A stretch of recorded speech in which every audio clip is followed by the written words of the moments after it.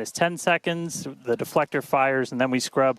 Then we're done for the day for at least 24 hours. But weather is fantastic, light breeze, no clouds in the sky, not tracking any hardware constraints to launch today. If we're not able to get off the pad, though, we've got opportunities throughout the week, could be 24 to 48 hours later. But everything looking great. I'm excited to be able to see another one of these get off the pad. Check back in with everybody in just a couple of minutes. Back over to Jesse and Kate. Awesome. Thanks, Dan. Now, you could see those two towers in the back there in the distance at Starbase. Starbase is really coming along just as rapidly as Starship itself. That second launch tower will be coming online next year, and it will allow us to increase our flight cadence and test even more frequently. And just a few kilometers away from the two towers, our cutting-edge 1 million square foot star factory is nearing completion with the goal of producing hundreds of ships a year. Yeah.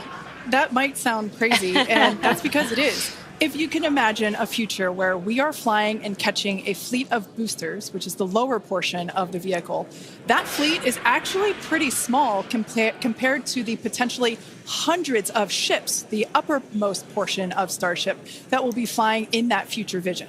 Yeah, exactly, Kate. Those ships will be staying in space for long-duration missions to go to the moon or Mars, or become tankers for refueling, or any number of other uses. But the boosters will come back and turn around to launch the next ship. So in order to hit that production cadence of hundreds per year, we're rapidly building out Star Factory, which is our Starship production facility in Texas. And views of that Star Factory there. Now, this place allows us to move system integration work earlier in the build process, which means more efficiency, higher quality, and ultimately faster production.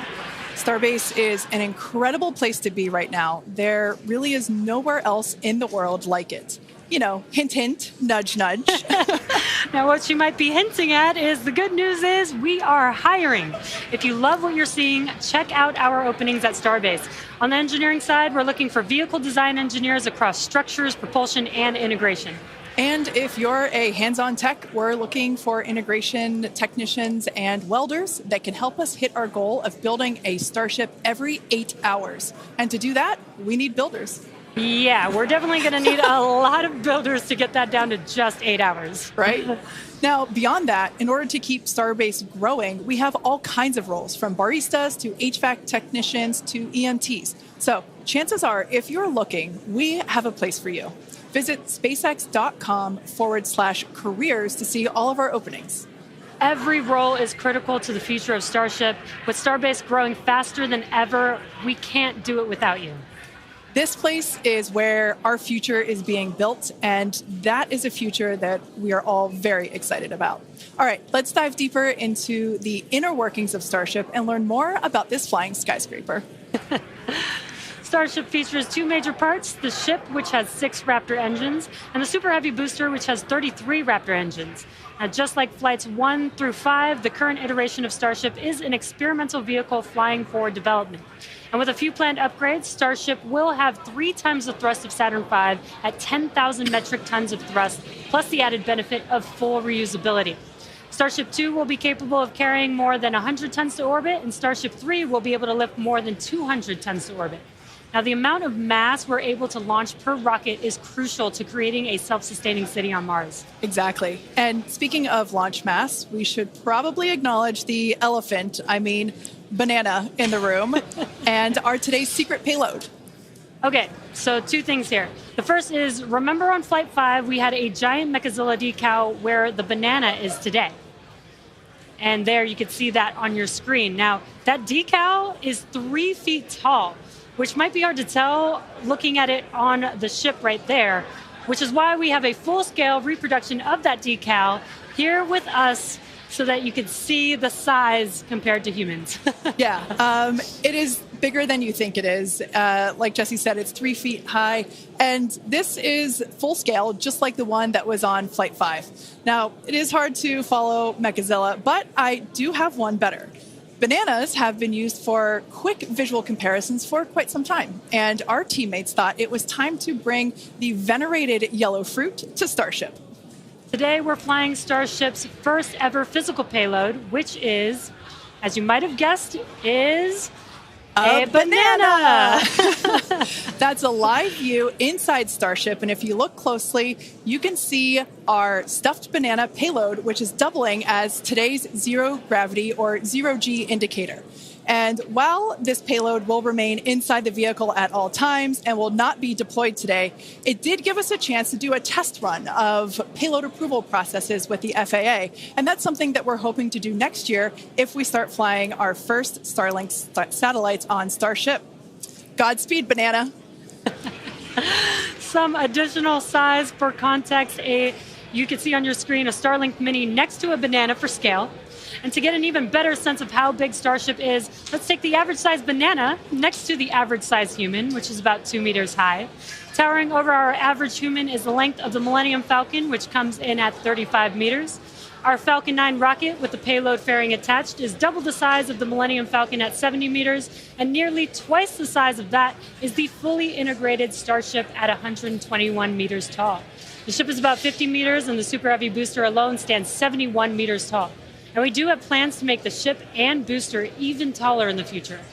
And yeah, it might be hard to imagine that because it's pretty big already. Now, Starship's first stage has a diameter roughly 2.5 times that of Falcon 9. And as you can see on your screen, with 33 much larger Raptor engines. I love this view. This is looking up at the aft end of Starship there at the engine bay. Now, moving up the rocket, the ship features 6 Raptor engines, 3 sea levels and 3 vacuum engines, which are optimized to operate in the vacuum of space. The ship is designed for vertical takeoff and landing on any hard surface, like the surface of the moon, for example. This ship is also outfitted with 4 flaps to help aerodynamically control the vehicle's attitude during atmospheric flight and enable a precision landing. To reach full reusability, the ship must survive reentry not just once, but multiple times. It took the teams at SpaceX about 3 years to develop the heat shield on Starship, and development for improvements is still ongoing. The ship's heat shield is composed of thousands of hexagonal ceramic tiles designed to insulate the vehicle during atmospheric entry, where temperatures can be as high as 2,600 degrees Fahrenheit or over 1,400 degrees Celsius. The tiles are something we iterate on every flight test as we build towards a heat shield requiring no refurbishment between flights to unlock rapid reuse. And the teams have actually already begun testing the heat shield tiles in environments simulating Mars atmospheric entry conditions, which we'll see more of in just a few minutes. You know, slightly different than coming back to Earth.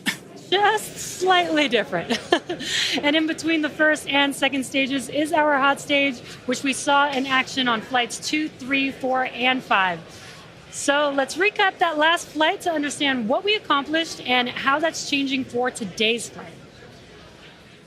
On October 13th, Starship successfully lifted off at 7:25 a.m. Central Time from Starbase, Texas. A gorgeous sunrise ascent that was fairly quickly followed by the hot stage separation maneuver, which we see here, as well as on multiple previous Starship flights.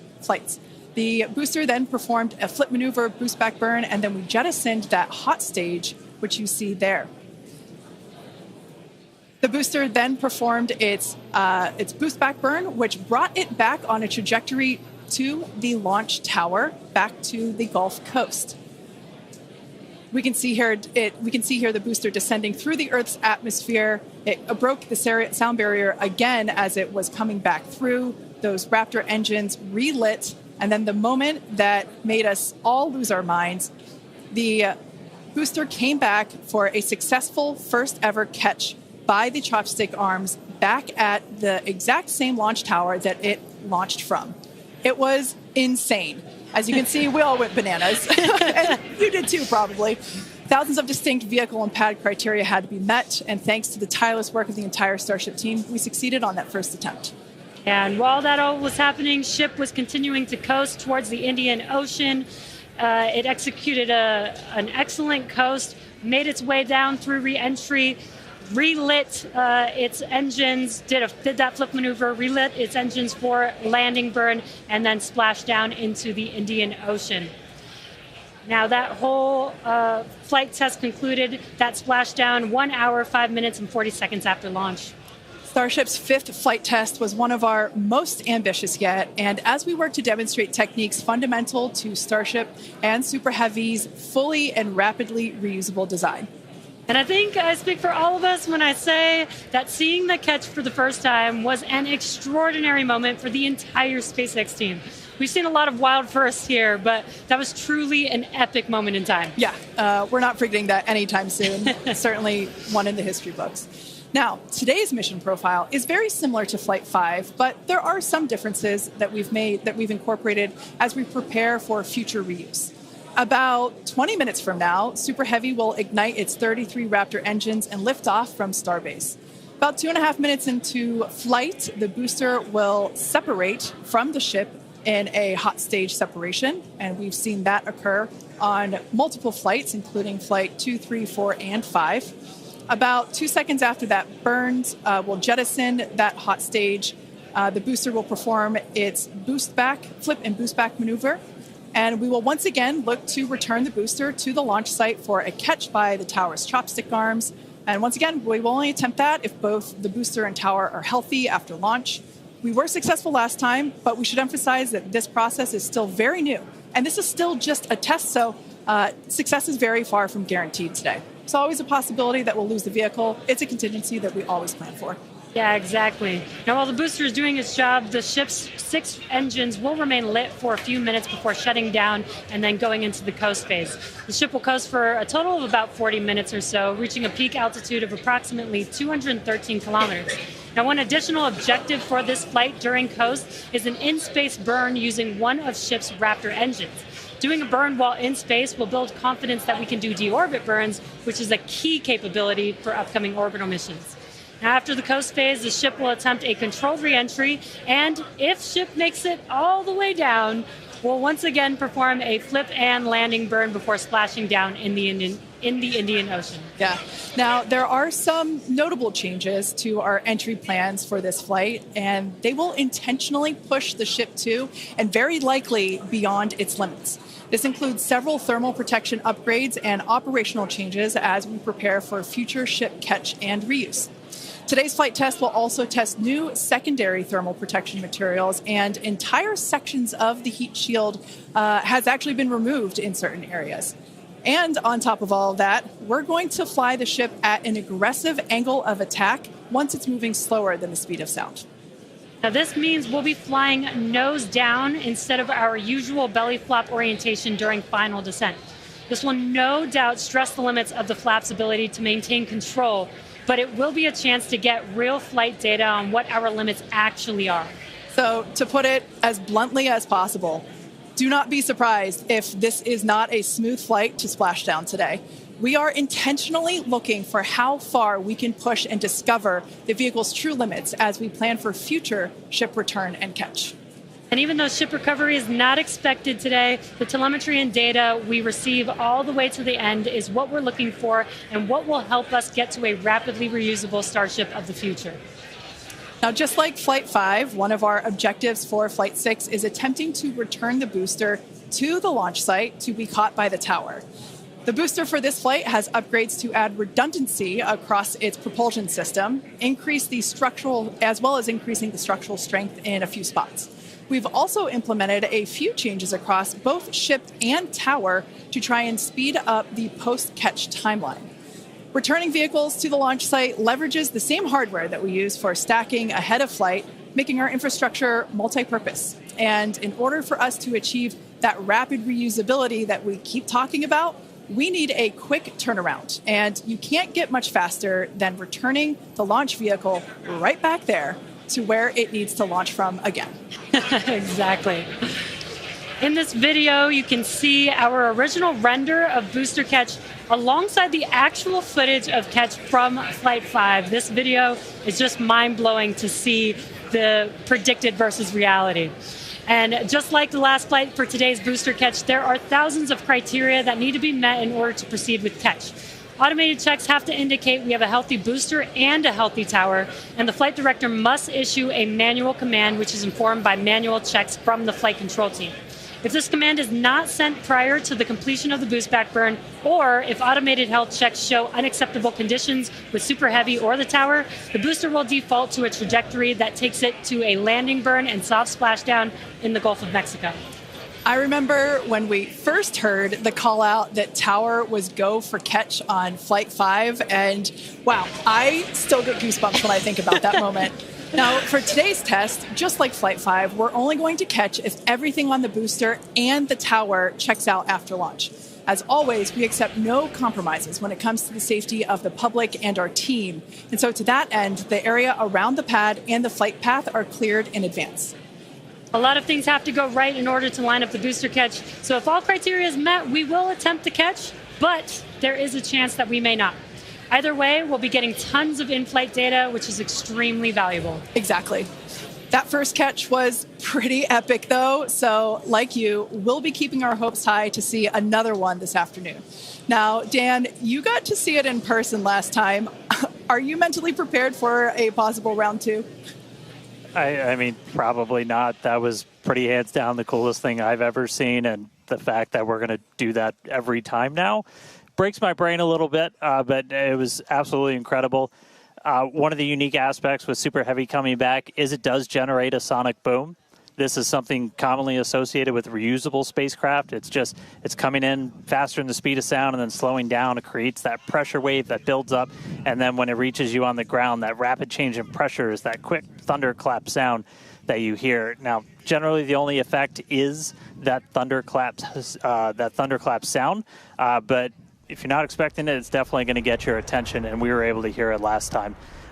The impact of, or how loud it is, changes pretty dramatically. And in this video, you can see as we were descending, and there was kind of that quick triple pop that you heard. Now, that was picked up from closer to the pad. Most people at our distance and further away, you're only going to hear one or two as they're happening kind of so on top of each other that it might just sound like one big bang. But as I said, that's something that's only associated with spacecraft being reused. We hear it with Falcon 9. We heard it during Shuttle, and looking forward to hopefully hearing it today. Just a quick status check, though. We're about 85% full on ship, almost two-thirds of the way full on booster, continuing to count down about 13 and a half minutes, a little under that, until we lift off today. But still looking good. I'll check back in with you guys in a few minutes. Back over to Jesse and Kate.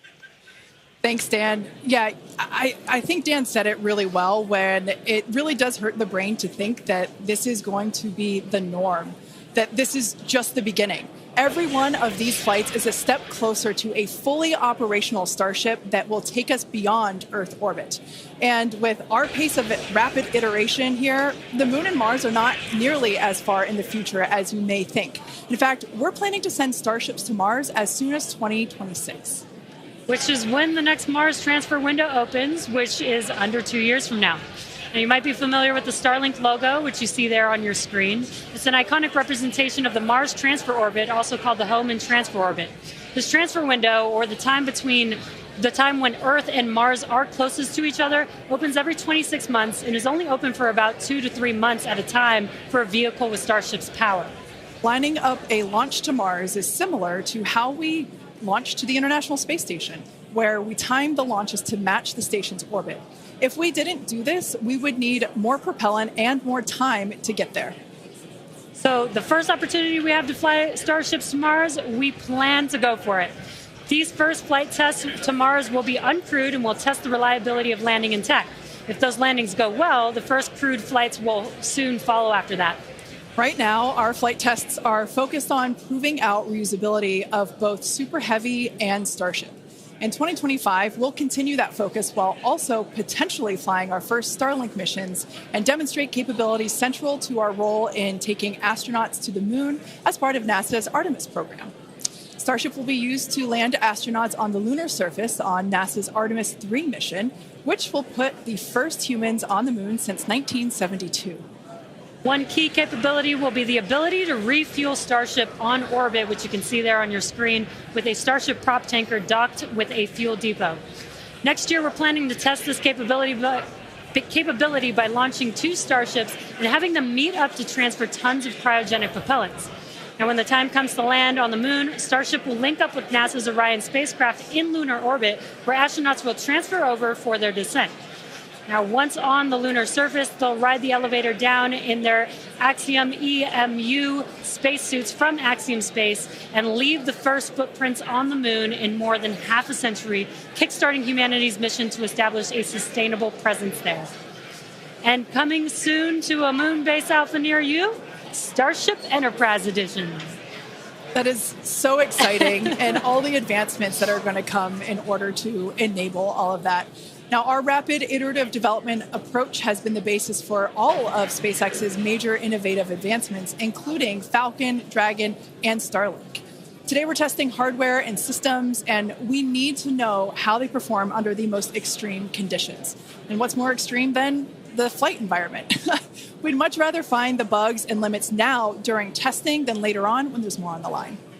And to reiterate, while we do determine an acceptable level of technical risk on our vehicle and pad to learn as fast as possible, we accept no compromises when it comes to the safety of the public or our team.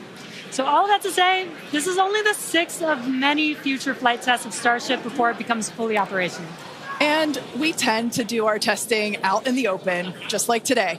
And that means people sometimes see when our hardware doesn't perform as we planned during that testing. And that's okay, because this is exactly what we are testing for, to physically see if hardware performance matches what we expect it to do or not. Even more with today's test flight, where we're purposefully pushing the ship beyond its limits.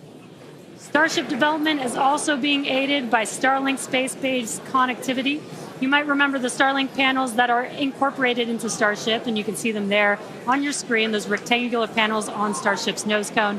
Starlink brings us the epic views in space and on reentry, and also helps deliver us critical flight data engineers need to continue development. Yeah, Starlink continues to help us push the limits in space in the short term by providing great views and real-time data on our next few flights, particularly through reentry, which spaceflight veterans know that is historically a period of blackout for all communications within spaceflight. Outside of Starship, Starlink has helped people across the globe, particularly in rural and remote areas that have been underserved by traditional broadband internet. Yeah, and soon, Starship will deploy our next generation Starlink satellites, which will continue to increase our capability to connect even more people with high-speed internet all around the world and beyond. Now, as we continue to prepare for our next several flight tests, we recently performed a cryo-proof test of the Starship for Flight 7, our first operation with the vehicle debuting a number of major milestones. The ship has been stretched to make room for larger propellant tanks, increasing the propellant capacity from 1,200 tons to 1,500 tons. The forward flaps also got a redesign. They have shrunk in size and they also shifted in location, and both of these things will help better protect them during entry heating while still providing control. There's also a wide range of upgrades that will make the vehicle more reliable, adding redundancy to and the ability to operate for longer durations in space. One unique aspect of a trip to Mars are the different conditions ship will see when entering the Martian atmosphere. Now, it's difficult to simulate Mars's atmosphere when re-entering on Earth, so we've been testing a variety of heat shield materials inside a specialized plasma jet chamber at the University of Illinois Urbana-Champaign, where we're able to more closely simulate Mars's 95% carbon dioxide atmosphere. Aside from looking awesome, this is important testing. The intense heat of entry will cause the CO2 to break down into its base elements, exposing Starship to atomic oxygen, which increases surface heating and can cause materials to oxidize or start to break down. Spacecraft entering over Mars encountered more than twice the amount of atomic oxygen at their peak when compared to Earth, and that is certainly a unique challenge. As we continue to test, we'll learn more about what makes a great heat shield for Mars. All right, now that we're heading into the final minutes of the countdown, let's go back to Dan for the latest on the ground there at Starbase. Hey, Kate, afraid I have nothing but good news for you. We have a go from our range safety team. We are a little over 90% full on ship, almost 85% full on booster, and not tracking any holds to an on-time liftoff. So we've got about 3 more minutes of prop load. As long as the range stays clear, we don't trip any other holds, we might blow right past that T-minus 40-second mark and lift off right at the top of our window at 4 p.m. Central. So toss it back to you guys one more time, but fun part about to start, we are, a little under 6 minutes away from launch. All right, so we are continuing to progress now at 5 minutes and 43 seconds until liftoff. Now, once we pass the T-minus 40-second mark, a number of events are going to occur in rapid succession. The ground spin and ignition systems will come up to flight pressure, and the ship will go on to internal power. And then after that, the quick disconnect, or what we call the QD arm lockout, is removed in preparation for retraction shortly after T0. And once we pass the T-minus 40-second mark, we still have the ability to recycle the count under certain conditions back to T-minus 40 seconds and then hold there to assess what happened and if we can proceed again to T0. Exactly. However, once the water for the deflector system begins flowing at T-minus 10 seconds, any issue after that would be an automatic scrub for the day, as the teams would need to refill the deflector's water tanks as well as the propellant storage tanks over at the tank farm before we're able to make another attempt. Now, it is just so unbelievable that it's just been only a little over a month, and we are just a few minutes away from Flight 6. The crowd here is building up. We've got a much larger crowd here than when we were launching at 4 or 5 in the morning out here. So very exciting to have an afternoon launch to have all the employees here. Exactly. Now, just as a reminder, that T-minus 40-second hold, if we opt to use it, everything is still potentially go for launch. So nothing to be worried about there. At that point, basically up until T-minus 40 seconds, all aborts are just holds. This would allow the team to wait for final checkouts to assess propellant levels, engines, avionics, vehicle pressurization, range, weather. Occasionally we've had shrimp boats lingering in the past, but that doesn't sound like that is the case today. Yeah, not today. No shrimp boats, which is great. Everything so far is looking good. We're getting really excited here, just a few minutes away. We're going to go back, send it over to Dan in Starbase. How's it going, Dan? It is still going great, just coming up on about 3.5 minutes away, so we should be done with our prop load on ship momentarily. Then about 30 seconds later, we'll close out on booster. Our flight control team on board, or in the building just behind me, not on board. Some of them might wish they were on board. Flight control team in the building behind me, they're going to have a lot of work to do right after we lift off, as we still have a lot of manual checks that happen on the tower prior to the flight director, who's going to be Tristan Pierce again today, giving a manual command to bring the booster back to the launch site. And the tower did just incredibly well on the last flight. We didn't lose any of our required redundancy for a catch, so we're hoping to see that again today. A lot of the team, really putting armor on the tower, making all of those things work, played a huge role in making that catch possible, and looking forward to hopefully seeing that happen again. And of course, sending our first payload to space. You can see the banana. It's very tightly secured, but I assure you it does have some room to float around. So once we're in a zero gravity environment, we should see our first Starship zero gravity indicator putting on a little bit of a show. And that's looking right in. That's where we're going to have Starlinks. That's our PEZ deployer. So getting its ride to space. So coming up on about 2.5 minutes, we are closing out on all of our prop load. Just heard that our fill drains are starting to close, so that means we're no longer going to be flowing propellant into the booster and the ship. We're going to do what's called pushbacks. So all of that propellant in the ground systems is going to get pushed back to the tanks, clear out everything around the pad right before we light those 33 engines and take off. Just quick reminder, you're going to see fire start at the bottom. You're going to see the deflector start at about 10 seconds before launch. Lots of water to help dissipate all that heat, all that sound. And then the engine starting up in 3 different groups. And then about a second after T0, we should see liftoff. About 2.5 minutes into the flight, a little bit longer, we'll see hot staging. And that's when we're going to be listening really close on those loops to see if we're going to be bringing the booster back for a catch today. Do always want to caution, it's never a guarantee. We've done this once. We'll see if we do it again. We're only going to do it if the booster and the tower are looking really good before we attempt to bring it back here. But coming up on a minute, not tracking any holds on the board right now. So as long as we don't have any last second things, which do happen.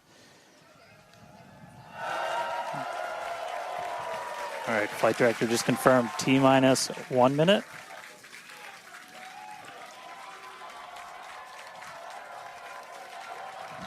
Key moment to look at in 10 seconds, that T-minus 40.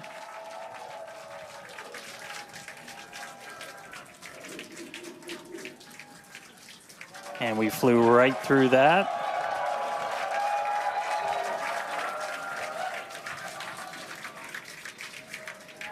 Flight directors go for launch.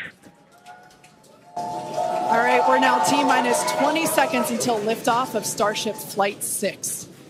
This will mark our second attempt to catch the Super Heavy booster at the launch tower, as well as 10, 9, 8, 7, 6, 5, 4, 3, 2, 1.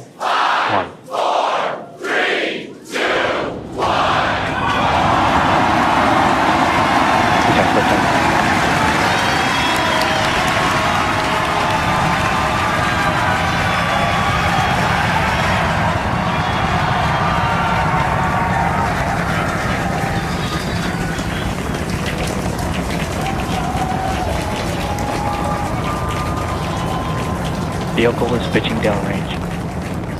Booster Raptor, chamber pressure nominal.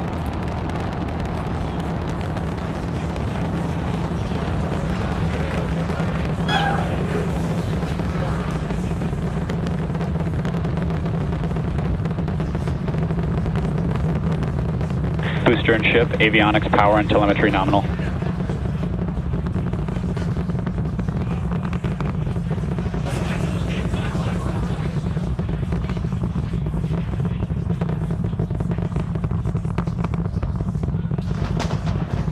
All right, we're just a little over a minute maximum into flight. Dynamic pressure. We're about 6 miles away, so all the sound's still hitting us here. Hearing good call-outs that power telemetry nominal, that's flying straight and true. We do see all 33 Raptor engines lit up on telemetry screens.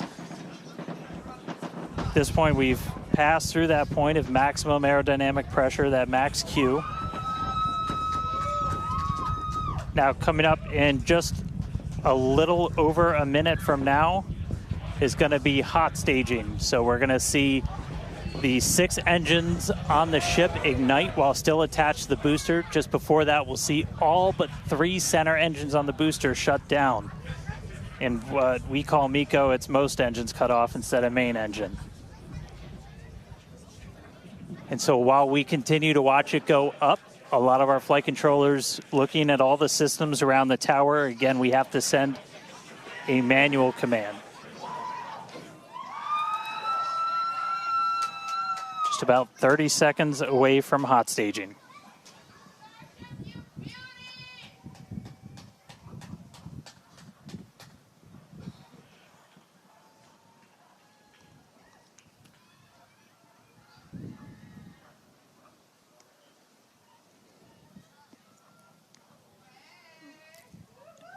And we heard the tower is go for catch. Booster engine cut off. The return flag is set for true. Ship engine start up. Stage separation. All right, hot staging confirmed. Booster 6 out of boost 6 back lit on the ship. Booster boost back going. We heard that we are go for catch. Kate, Jesse, take out the views. Hopefully I got a booster coming home real soon. Wow, from our view here, Dan, great views of planet Earth behind that Super Heavy booster. Right now it is performing the Ship boost back burn. nominal. Good news there, telling us that the pressures inside the ship are good. That is the second stage, or the upper portion of the vehicle. Follow along with the telemetry on the bottom of your screen. Yeah, booster is currently, Super Heavy is currently in its boost back burn. This boost back burn, Avionics, power, and telemetry nominal. this boost back burn lasts just a little bit over a minute. So we've got a little, approximately 30 seconds left. We've had shutdown of that boost back burn. Up next will be hot stage jettison. The view from the camera on the left, or from the booster on the left-hand side of your screen, and then tracking cam there on the right-hand side of your screen. We'll see those grid fins. Booster offshore divert. And we can also see that the hot stage has been jettisoned. Yes, visual confirmation of that there on your screen, which is great. Now the next... Starship is following a nominal trajectory. The next step for booster is going into that landing burn. Again, it'll light up 13 of those engines and then pare down to 3 engines right before booster catch. All right, now just real quick, we did hear the call out, booster offshore divert. Unfortunately, that means that we are no-go for the catch. As we said before, both the tower and the vehicle, as well as the operators on console, have been actively evaluating the commit criteria for that return to the launch tower. And unfortunately, we did not have a pass on those commit criteria. So we are no-go for tower catch. And we did mention that we're constantly evaluating the criteria for catch. There's a lot of things that need to go well in order to line that up. Unfortunately, today we will forego booster catch today. But what you're seeing on your screen is ship currently making its way towards the Indian Ocean, still looking good so far. Exactly. So views there of the booster on the left-hand side of your screen, views of the ship on the right-hand side of your screen.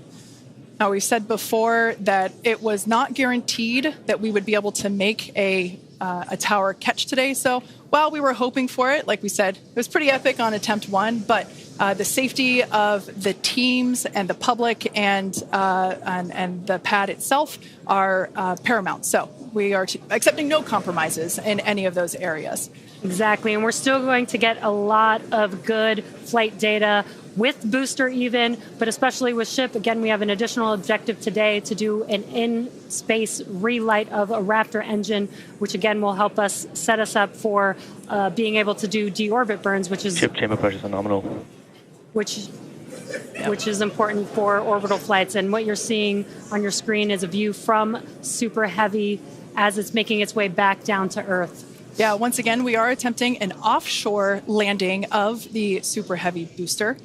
So we have seen this before, and it is still very fun to watching it come down for a soft splashdown off the Gulf Coast of Texas. We can see it there re-entering. We saw earlier those grid fins. There are 4 hypersonic grid fins. Oh, we can see that the landing burn has begun on the Super Heavy booster. And same pattern, 13 engines will light, gone down to 3 just as we expected. And what an incredible view of splashdown that we got today of Super Heavy. Yeah, I'm sure the buoy cam views will be pretty awesome once again. So we'd like to confirm a water landing once again for the Super Heavy booster. Congrats to the SpaceX team for making that milestone as well. Now, ship continues to look good. We can see that it is, while all of that was happening,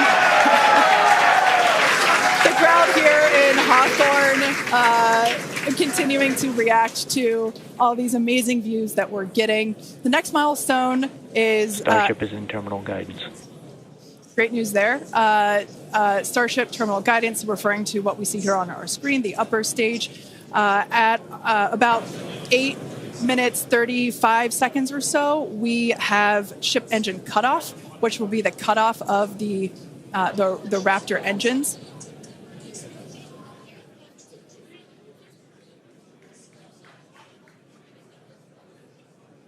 We can see on our screen ship giving us some incredible views brought to us by Starlink. This view is also very interesting because we can see basically the receding tile line that we referred to earlier, where we mentioned we have removed a number of heat shield tiles in order to test out and push the envelope on the ship and demonstrate what its capabilities are. Ship engine cutoff. And there we just heard call out for SECO, ship engine cutoff. Great news there. Everything continuing to look awesome for ship. Full view looking aft on ship here. Ship FTS is saved. Nominal orbit insertion. There's that call out we were waiting for. Confirmation of good orbital insertion for ship today. It has been a very exciting afternoon so far. We'd like to send it back over to Dan, who can give us that live view experience. Dan, once again, are you okay after witnessing another Starship launch? Yeah, totally fine. You guys have to be jealous. This is the only way to do this. This is fantastic. No, it was really cool to see a liftoff, 33 out of 33. Didn't go for the booster catch today. Initially, we were good, and then we tripped a commit criteria and did the offshore divert. So we went and did that water landing, as everybody saw. We'll dig into it a little bit more, but again, we've done it once, we've now done it twice. We're going to keep trying to do it, as this is just a core capability of Starship and what's going to make it so incredible.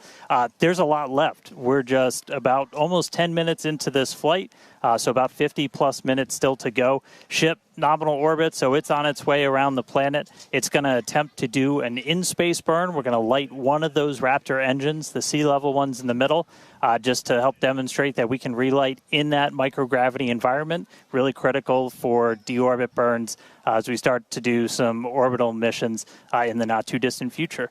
And then following that, we'll see a ship entry, maybe a splashdown. As you guys said, we're really going to be pushing ship on this one.